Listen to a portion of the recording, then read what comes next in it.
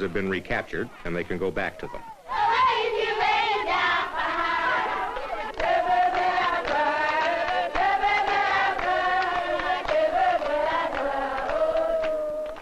They sing when they get their daily meal.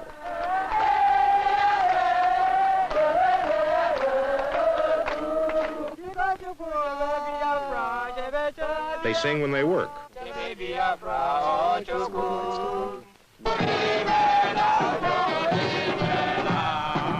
They sing when they practice army marching.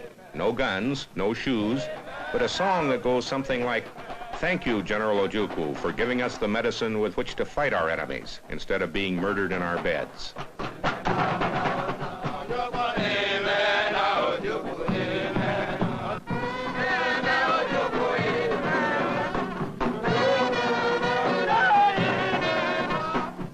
A kind of spirit that has kept them going through 2 years of starvation and defeat. A spirit that arises partly out of fear. Fear expressed by Chief of Staff Philip Effian. I am sure that if the Nigerians can control our links with the outside world, our radio links and our air links, so that we are completely cut off and they are in control of everything here, I am quite certain that they will really go to town and murder everything in sight. A spirit and a self-confidence that has kept trucks rolling somehow, armies growing somehow, life organized somehow, in a nightmare period in which 1 out of 10, at least, of all their countrymen have died of starvation. This is Lagos, capital of all Nigeria except Biafra. It is difficult to imagine that this is the headquarters city of a military government mobilized to fight a bitter civil war. But there is hardly a uniform in sight. The fact is that Nigeria is not really mobilized. Only a few thousand square miles of a nation more than 100 times that big are touched by that war. There are no shortages. There is no starvation.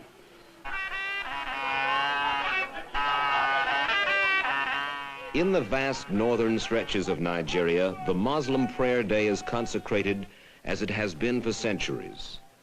And there is not a soldier to be seen.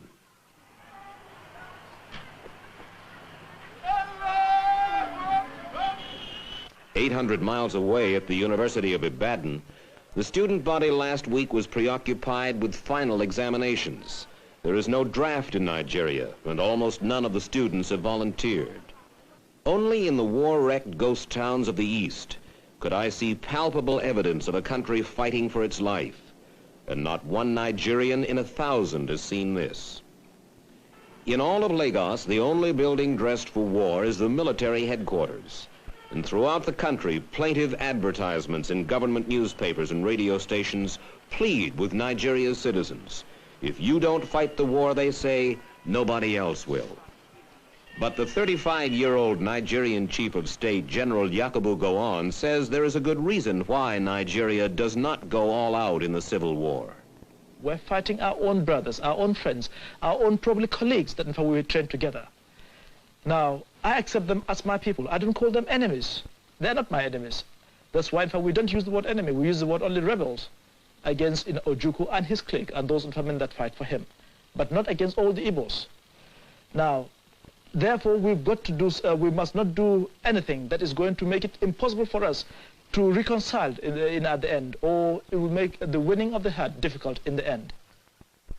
Let's pause now for some of the history behind this bloody war. It is said, though no one knows for sure, that 1 of every 4 black men on the African continent is a Nigerian. There were 55 million of them before the war. Nigeria was a creation of British colonialism. At the turn of the century, Britain carved out the richest area in West Africa, lumped together 250 tribes, each with its own culture, its own history, and arbitrarily called these people Nigerians. Of those tribes, 3 were dominant: the Hausas, most numerous, Muslims in the north; medieval, lagging behind the others in education and commerce; the Yorubas in the west, animists and Christians, the first educated; and the Igbos in the east, where Christianity is now strongest. Some say the Igbos were the most backward, but in the last quarter century, with the aid of European missionary education, the Igbo overtook the others and became the most powerful economic group of all.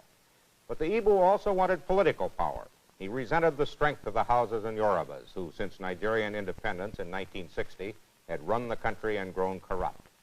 Riding a wave of popular discontent, Igbo and other military officers in 1966 succeeded in a coup d'etat. They executed key non-Igbo politicians and several of the top non-Igbo military officers. For a while, it seemed the country applauded the coup. But once in power, this new Igbo-dominated government was felt to be guilty of the same corruption as the previous government. Additionally, Igbo merchants and civil servants all over Nigeria began showing a newfound arrogance and sense of superiority, building a resentment that culminated in a wave of terror against the Igbo. Estimates of the number of Igbo massacred in northern Nigeria range from 7,000 to 30,000. Surviving Igbos abandoned their homes and businesses. Millions of them fled to the Igbo heartland in the east. There, led by the charismatic Ojukwu, army officer, son of a wealthy Igbo family, they seceded, proclaiming Biafra an independent nation. To begin with, Biafra claimed this corner of Nigeria, which included territory containing several minority tribes, some of whom did not support the Igbo cause. Following Biafra's secession in 1967, Nigeria invaded from the north. Biafra struck back across its own boundaries, conquered and held for a while territory in federal Nigeria. But in 2 years of war, federal Nigerian troops have whittled down Biafra from over 50,000 square miles to little more than 3,000. The fighting in this war is sporadic. There are few fixed military positions, no real front lines, many hit-and-run raids by both sides, and an occasional big battle for a city or a road junction. This is Nkwalo Junction, right now about 3 miles behind the furthest advance of Biafran troops to the south. There was heavy fighting here in early May as the Biafrans retook the town. Nkwalo Junction is 25 miles from Port Harcourt, a major seaport and refinery city the Biafrans want back. The Biafran troops we found at this road junction were a ragtag collection, looking more like irregulars than the frontline soldiers of the 14th Division, who are currently engaged in Biafra's most successful offensive of the war. How the Biafran army succeeds, armed as it is with an odd-lot collection of weapons, is a puzzle. Some at the front carry communist-made AK-47s, like those used by the Viet Cong. Some only World War I bolt-action antiques. Others modern British semi-automatics. And their pride and heaviest weapon, a .30 caliber machine gun just captured from the Nigerians. Much, in fact, of what the Biafrans are now using against the Nigerians, they have taken from them. One military man up here told me, not totally as a joke, that Biafra now looks upon the Nigerian army as its quartermaster general. And if the Nigerian army runs on beer and bullets, the Biafran army lacks both, with ammunition constantly in critically short supply. These troops had advanced 6 miles in less than a week. Then, practically out of ammunition, were forced to stop on the road to Port Harcourt until more supplies trickled down to them. One of this army's other problems is staying large enough to continue the fight against Nigeria's. When Biafra seceded in 1967, it had fewer than 1,000 men under arms, and those mostly officers and clerks. Now it has been built up to between 45 and 60,000. The exact number, a military secret.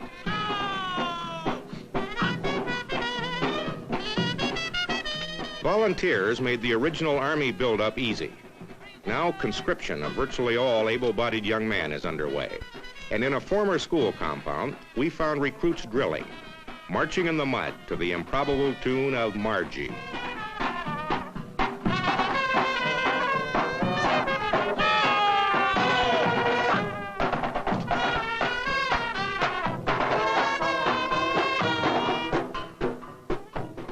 These new soldiers are also taught the rudiments of jungle warfare and ambush, to be used against an enemy which holds most of Biafra's major cities, several vital road links, but not too much of the countryside.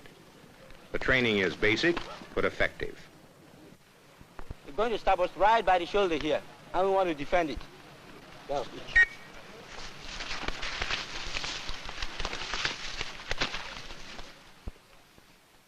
And here I met a young trooper, a very young trooper in the Biafran army. How old are you? I'm 10 years. 10 years old. Yes. Do you know why Biafra is fighting? To Biafra is fighting for survival, sir. Is it going to win? Yes, sir. His spirit and that of this tattered army, driven by fear of genocide which may or may not lie ahead if they lose, plus what must be massive ineptitude on the part of the Nigerian army, is the most probable reason that this war of unequals now has gone into its third year.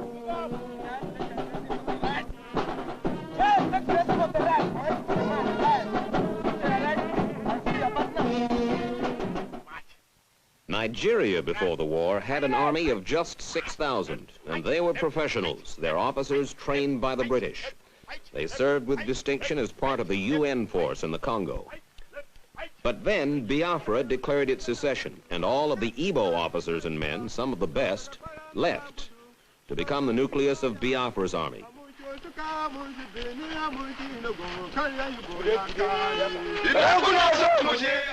In just the past 2 years, Nigeria's army has exploded to 14 times its original size, to 85,000 men. Recruits who used to get 6 months of training now get a mere 6 weeks.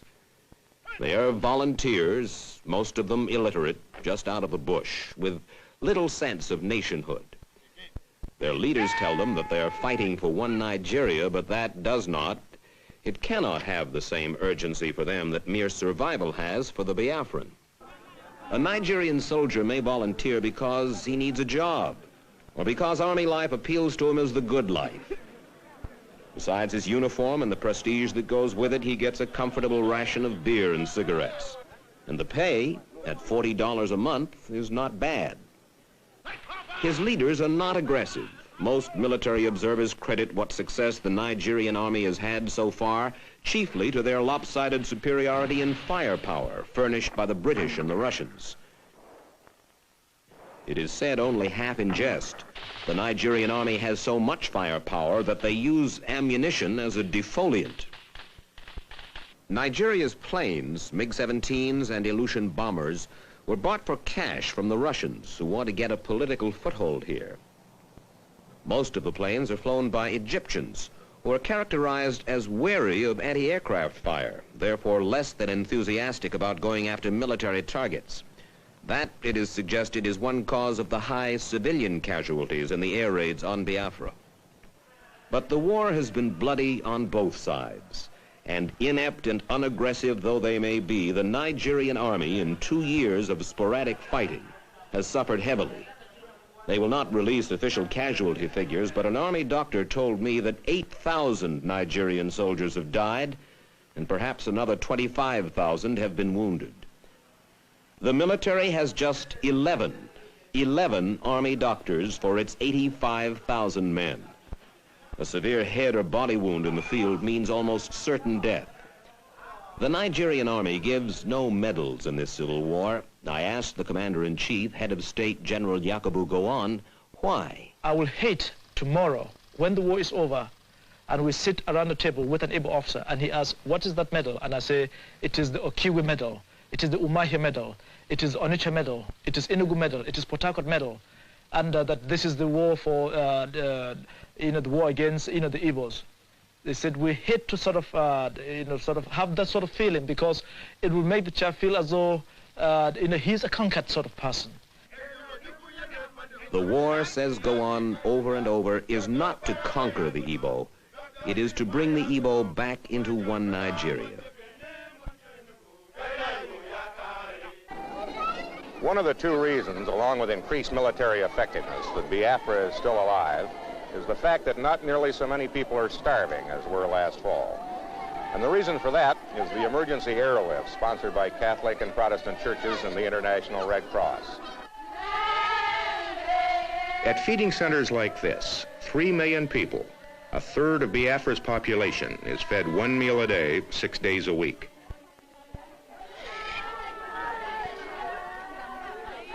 At best, it is a subsistence feeding, just enough to prevent starvation. A ball of cornmeal laced with powdered milk. Perhaps some vegetables, a small piece of fish, and some soup. All handed out early in the morning to millions of people who would have died were this food not flown in nightly to several Biafran airstrips carved from the jungle.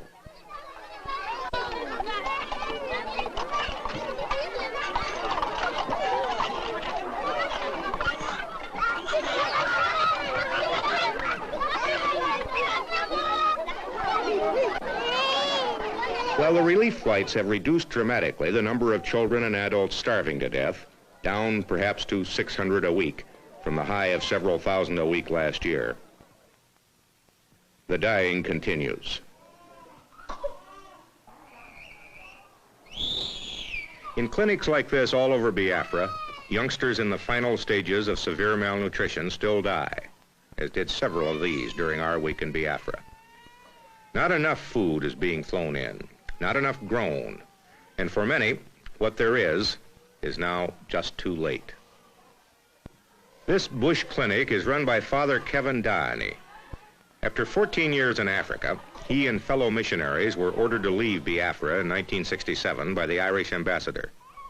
They stayed, as did Protestants of other nationalities, and they, in the main, have been responsible for keeping Biafra from starving to death.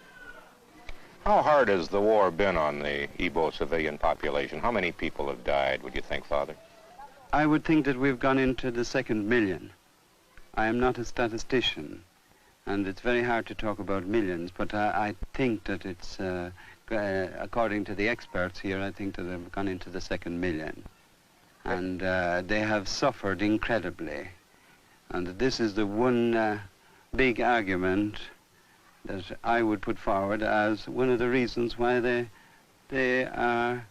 want to survive on their own and they want to live on their own. They could not have suffered so long and so much without having a purpose. To augment the relief airlift, Biafra has formed a 2nd army to work the land. It is planting wherever it can. Here in virgin territory, where no crop ever grew before, young men employed by relief agencies and the government are breaking ground to plant corn, rice, yams, melons, anything else that might grow.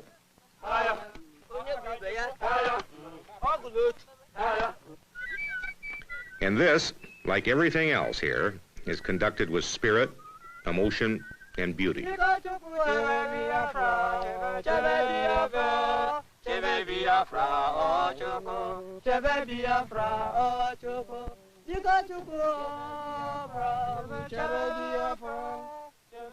It's clear that as long as this war goes on, the starvation will too. Any break in the relief airlift, I was told, any crop failure in the next few weeks, and graveyards like these that dot Biafra and contain the bodies of the young and innocently dead will multiply.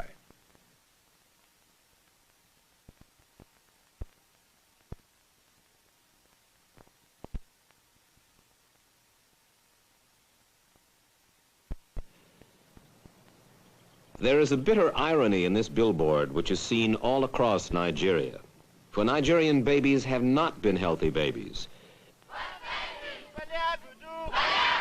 Even before the war, disease and malnutrition regularly killed 1 out of 3 children there. And Nigeria's leaders ask, where was the world's solicitude, where was the church's succor before Biafra? General Gowon, a Christian, is sensitive to the charges of mass starvation. I have got nothing to hide. My conscience is clear. I've got moral standard. God knows that we have no intention whatsoever to starve any Biafran children or to commit genocide against anybody. This war was forced on us, and it has got to be fought for the sake of the country, for the sake of the millions of people in this country. But those millions of Nigerians are not thinking mostly of the war. Their chief preoccupation is commerce. And war or not, business booms. The Lagos docks are choked with ships from around the world bringing goods for the huge consumer market here and taking away for sale overseas Nigeria's palm oil and peanuts, its animal hides and cocoa, and its tin. But the real prize in Nigeria, the overriding reason the major powers focus on this country's conflict, is Nigerian oil. Already, they are the 12th largest producer in the world. Conceivably, they will eventually become 5th or 6th. The British produce most of it, a United States company, Gulf, the rest. It is Nigerian oil, much of it under territory that Biafra claims, that is said to trigger France's last-ditch aid to Biafra. It is oil that Nigeria is counting on to finance the reconstruction when the war is done. At the time of Nigeria's independence from Great Britain 9 years ago, oil profits netted about $7 million annually to the federal government. This year, in spite of the war, the Nigerian government will collect almost $300 million in revenue. Biafrans admit it is an oil war, at least in part. They know their country sits above what may be the richest oil reservoir in the world. And it is the oil, plus the ingenuity of the Igbo, that has kept Biafra running. In refineries, backyard stills like this, small, crude, hidden away in the bush, Biafra produces gasoline, kerosene, diesel fuel in surprising amounts. There are 50 to 100 of these refineries all over Biafra, and they now produce enough fuel to keep the army, the church relief operation, the government, and the civilian population on necessary wheels. There is traffic on the roads, and on occasion it is heavy, which surprised me. Troops and food moving, no shortage of transport of any kind. And that is part of the staggering normalcy with which life in Biafra goes on. In spite of 2 years of war, in spite of the loss of all its major cities, in spite of the death of more than 1 million people in 24 months, life in Biafra goes on. Markets like this one at Orlu, where 40 died last year, were bombed and strafed by Nigerian jets. But the markets were moved back into the bush, and daily commerce goes on. Food is still on sale, but in smaller quantities than in pre-war days.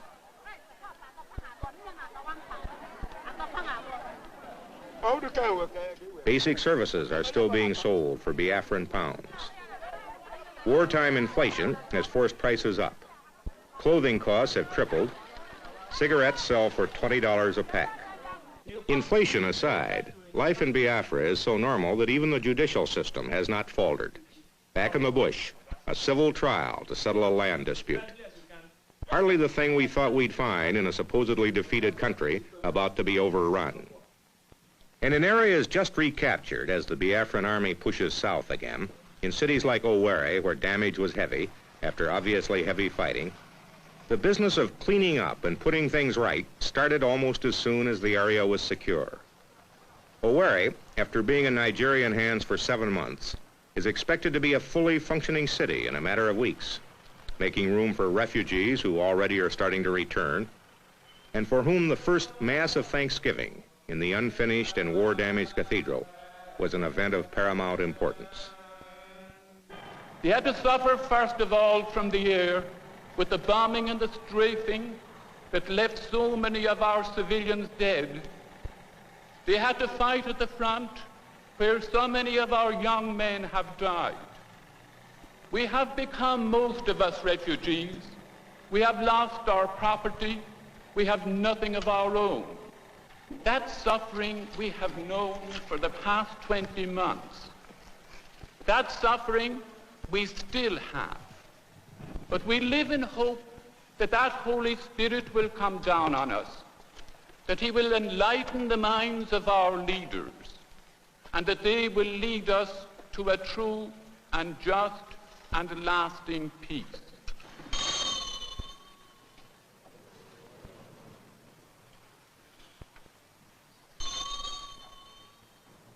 In the territory the Biafrans evacuated as they fled before the federal troops, the abandoned buildings echo only to the wind. And the cities in the Igbo heartland, once the most densely populated area in all of Africa, have been emptied of their people. Emptied by the Igbo's fear of the federal Nigerian. No matter the federal government's assurances that they will be safe, the Igbos flee. They have gone into the bush, leaving their homes shattered by shell fire. Their schools barren of students. their government headquarters in the once flourishing administrative capital of Enugu ghostly quiet. Nothing is left here now but a few scattered refugee camps and the federal troops who garrison the eerie and deserted miles of road and bush. At Abakaliki, a district administrator stayed behind. His mother and father are with the Biafrans, but he and his wife, Igbos, cast their lot with the federal Nigerians. A divinity student, he told me that the Igbo, the Biafran, feels it appropriate that he be likened to the Jew. If we are to be likened to the Jews as we like to be, it means we are a chosen people. We are the people with the grace of God in Nigeria. Sorry, this is not being proud or selfish.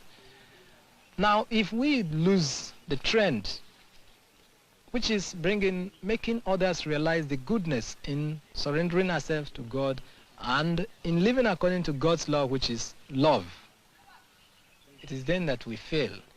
And this is what happened. With our drive and our punch and our talents, we tended to put what we should have put first last, which is God. And we put material things, money, houses, positions, human esteem, we put them first and put God last. And this is why the punishment has come, as it has come in the history of the Jews. Each time they failed and forgot their God, they were punished by a war on them, as we are being punished now by a war on us.